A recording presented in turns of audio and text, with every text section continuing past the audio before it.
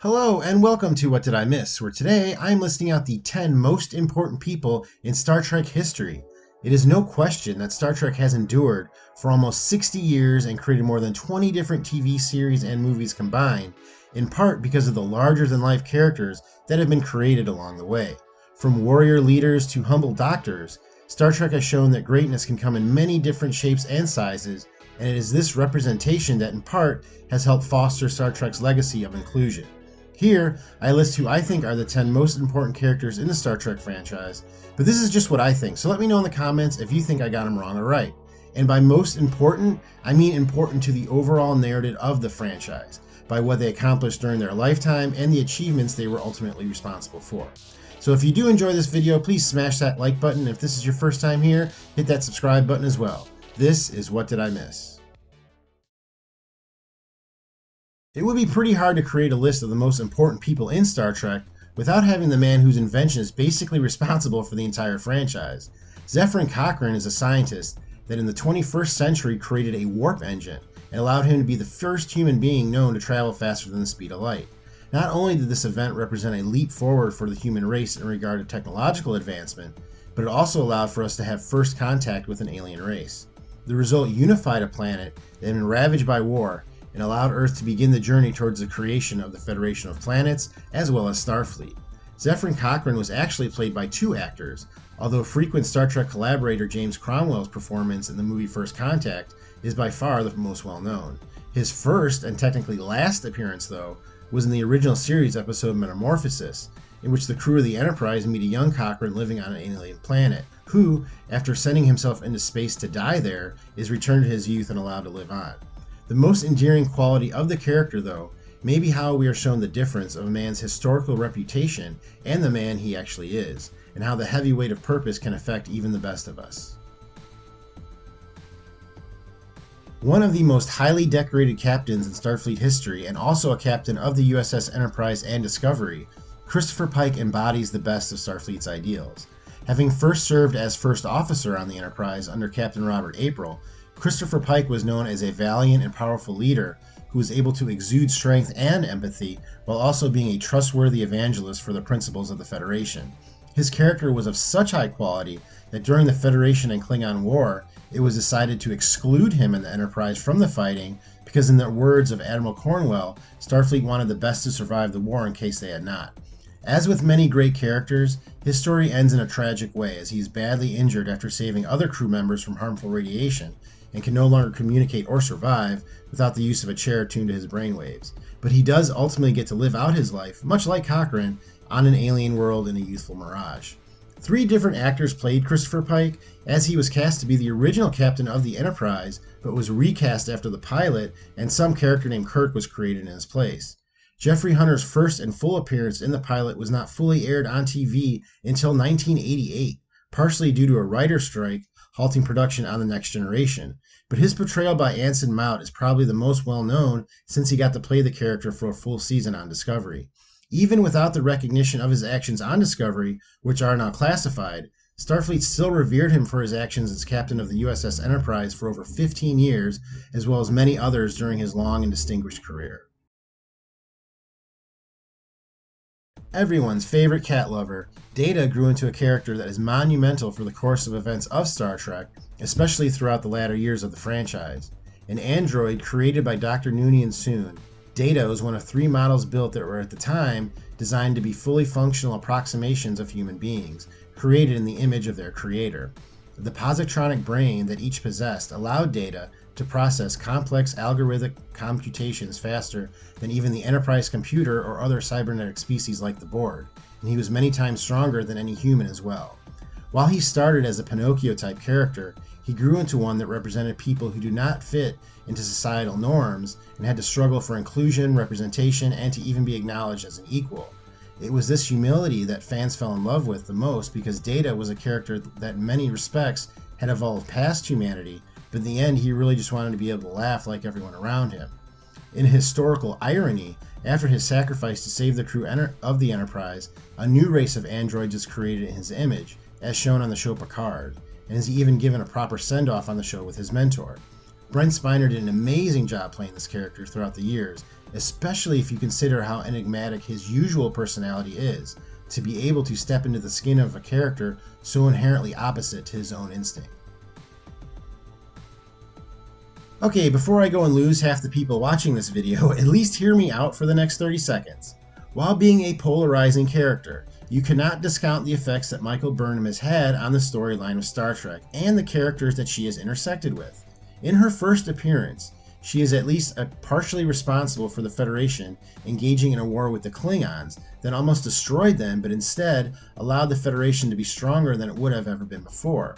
She is also responsible for eliminating Control as a threat to our universe, as far as we know at the time of recording this video, and sacrificed herself to travel almost 1,000 years away from her home. Not a bad resume for someone who has not yet reached the rank of captain, and this does not include her experience as Spock's sister and her influence over his growth into a character that we'll be talking about much later on this list. Sonequa Martin Green's performance as the character has not always left the fans crying for more, but you cannot say that her character is not important for the franchise as a whole. Not to mention that her story is still being written, so if anything, her place on this list is not only cemented, but can perhaps rise even higher before her story is done. Surprisingly, like the next entry on this list. A lot of people do not realize how important Kathryn Janeway is as the first female captain on a Star Trek series. As the captain of the ill-fated Voyager, she first brought the crews of 2 warring ships together as one, and then dragged this patchwork crew that included a hologram for a doctor and a cat as an ambassador through an uncharted region of space back home over the course of 7 years. She succeeded in doing this, twice technically, by fighting plenty of new adversaries, some old ones too, and sometimes even time itself. Along the way, she also showed that her character was a steadfast captain that was also caring enough to not let Starfleet regulation dictate her every decision. She was also able to rescue a Borg drone and integrate her into the crew, which formed a better understanding of a powerful enemy, and also allowed her to eventually be the second captain to silently defeat the Borg Queen. She also had first contact with many more races than most captains of Starfleet ever get a chance to, and was able to spread the message of the Federation through a then unknown part of the universe. But by Star Trek showing that a woman could not only be a larger-than-life captain, but also steer a series as its main character, paved the way for many in front of her and gave a new face for a hero to many children watching. It is this legacy that has rejuvenated interest in the show Voyager over the past 10 years, and Kate Mulgrew will be reprising the voice of the character in the new Star Trek animated series Prodigy, set to air in 2021. If you have ever watched my channel before, you probably know that I love me some Deep Space Nine, as it is my favorite Star Trek show. And a big reason for that is the presence of Captain and Emissary to the Prophets, Benjamin Lafayette Sisko. This is a character truly unique from any other on this list, and perhaps in all Starfleet history. We meet him as a widowed father, trying to raise his son while keeping the peace in a space station run by 2 factions, the Federation and Bajoran government. But he is portrayed as a strong and imperfect character with deep emotion and reverence for his place in the story. Not to mention the actor's opportunity to show an African-American man raising his son in these circumstances. At first, Ben Sisko wants to make his life easier for he and his son after the loss of his wife, but he soon recognizes the gravity of his responsibility and takes it on to become not only a champion of Federation diplomacy, but evolves into a new being that is no longer present in our space and time. Along the way, he tries to broker peaceful relations between the Cardassians and Bajorans until one of the deadliest wars in the history of the Federation starts right outside the window of Deep Space Nine. And he is one of the most active commanders in that war as well, until his sacrifice is directly responsible for the Federation winning it.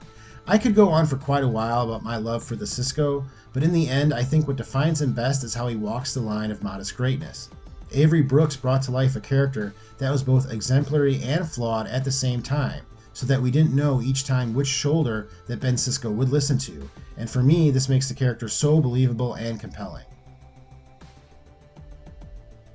If you have faith of the heart, you already know that the United Federation of Planets would not even exist without the accomplishments of the United Earth NX-01 Enterprise captain, Jonathan Archer. Another great but flawed man, Captain Archer and his ship were the first ones to travel outside our solar system and contacted many species before we even really knew how to do it. Him and his crew were the real pioneers of space travel, creating the groundwork for Federation policies and procedures like First Contact Protocol, the Prime Directive, and even what to call Red Alert.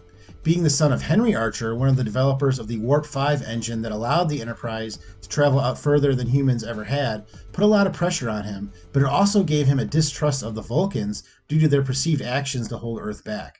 He was able to evolve his own thinking and became a man who actually helped the Vulcans grow as a people, which further led to the development of the Federation of Planets and peaceful relations between Earth and Vulcan, which at the time were strained.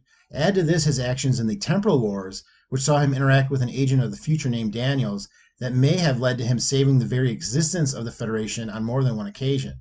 Scott Bakula played the character very well as a man of great purpose who was learning as he went along, and always trying to keep his crew safe while further extending the known limits of our understanding of the universe. Perhaps no one on this list better encompasses humanity's capacity for greatness more than the captain of the Enterprise D and E, Jean-Luc Picard. A complicated and nuanced character, Picard always seems to do the right thing, even in times when his voice is not popular, and he even has the hubris to eventually walk out on the Federation after he believes they have strayed from the principles he fought so hard for. As the captain of the flagship of Starfleet, Picard is one of the most well-known diplomatic voices in the Quadrant, and helped the Klingon and Romulan governments expose treasonous plots within, while brokering peace and spreading the goodwill of the Federation further than ever before. Not to mention his adventure with some guy named Kirk, his mind meld with Sarek and subsequent relationship with his son, and countless other wild and tragic adventures that define Picard as a vital figure in the storyline of Star Trek. Sir Patrick Stewart somehow played a French son of a wine vineyard owner with a British accent and wowed Star Trek fans every week with his calm demeanor and powerful screen presence that never seemed to overshadow his castmates, but still made his scenes stand out. But my favorite stories are always when we see the human side of Picard that has been shaped by the many heartbreaking chapters of his life that have shaped one of the greatest men to ever wear a Starfleet uniform. The most well-known face of Star Trek, James Tiberius Kirk, is a character that was strong enough to act as the North Star of an infantile universe and allowed it to grow around him into something bigger than any one man. Make no mistake, when Star Trek first aired and throughout the run of the original series, Kirk is the focal point and driving force behind almost every main storyline, to the point that it became an issue with his castmates. Kirk was known not only as a brave commander and explorer, but also a formidable, if not sometimes reluctant diplomat, while also being an experienced time traveler. His adventures on the USS Enterprise and Enterprise A became stories of legend not just within the Star Trek universe, but captured the hearts and imaginations of fans for decades, and even inspired the visage of a horror movie monster. The Star Trek movies allowed his relationships with his crew to be fleshed out a bit more evenly and allowed us to see the man behind the bravado. There, he was shown to be a caring leader and comrade, who would never leave one of his friends behind no matter what the cost to him personally. Although played in 3 movies by Chris Pine, it is the performance of William Shatner that defines the role, and even though we saw him die on screen, there are always rumors of him showing up on whatever series is active at the time, and with up to 5 series being in some state of production at the time of this video, I would not be surprised if we saw the awesome prowess of James Kirk once again on screen. The number 1 character on this list is also the one that has been played by the most actors and shown up in the most series and movies in Star Trek history, mainly due to the awesome effect his lifetime has had on the franchise. Born into 2 completely opposite worlds, Spock is a half-human, half-Vulcan man who has lived at least 2 lifetimes and helped shape the Quadrant with his logical affirmations and empathetic leadership. While never leading a crew of his own, as the right hand of 2 captains on this list, Spock helped each man reach the pinnacle of their capacity by being the voice they needed to hear, especially when they didn't want to hear it. On his own, Spock helped reshape relations between the Federation and Klingon Empire, as well as relations between the Romulan and Vulcan people, which saved the Federation as we know it, as well as all the cultures involved. He also has traveled through time, been brought back from the dead, and helped create a new dimension now known as the Kelvin Universe. Ethan Peck and Zachary Quinto each had the opportunity to play a younger, less defined version of Spock, but it will always be Leonard Nimoy's beloved performance that fans will cherish and identify with the character. If Kirk is the face of Star Trek, Spock is the heart, and fans have always identified with his rational if not irreverent personality which, along with the actions of his character, make him the most important character in the history of Star Trek. Well, that is what I think, but you let me know, what did I miss? Did I get this list right? Did I forget someone? Or should I move some people around? Let me know in the comments, and if you enjoyed this video, smash that like button, and I will see you next time on What Did I Miss?